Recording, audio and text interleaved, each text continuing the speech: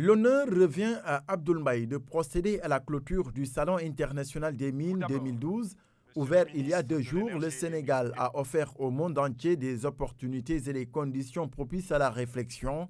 Ce sont au total 9 sessions ouvertes pour décortiquer le thème « Création d'une solution locale pour la chaîne de fourniture de biens et services au secteur minier de l'Afrique de l'Ouest ». À l'issue de ces réflexions, des recommandations ont été formulées. Élaborer une politique pouvant accompagner le secteur privé national et au niveau de l'espace CEDEAO dans l'Afrique de l'Ouest, élaborer donc des directives ou des politiques qui devront permettre à ce que tous les acteurs, tous les États puissent bénéficier de l'exploitation de ces ressources. En clôturant ce salon, le Premier ministre a d'abord procédé à la visite des stands. Ses participants ont aussi évalué ce salon de contact, d'échange et de promotion. Nous avons rencontré pas mal surtout les exploitants des autres pays. Et ensuite, en ce qui concerne aussi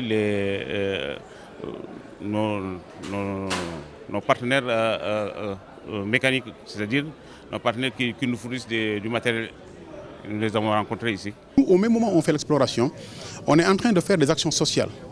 Aujourd'hui, il y a un village, le village le plus proche de notre zone d'intervention qui s'appelle le village de Tenkoto. C'est un village, quand on était là-bas, quand on s'est installé en 2002, il n'avait ni eau potable, ni case de santé. Aujourd'hui, on les a installé 2 forages d'eau, une case de santé. On les a construit des 4 salles de classe équipées en panneaux solaires et en ordinateurs. Les résultats de vos réflexions seront mis à profit, dira le Premier ministre, avant de poursuivre qu'un plan d'action est en œuvre. Ce plan va permettre de contribuer au développement de l'industrie minière. Le succès de ce plan d'action qui sera conçu et partagé selon une démarche inclusive dépendra de l'engagement de tous.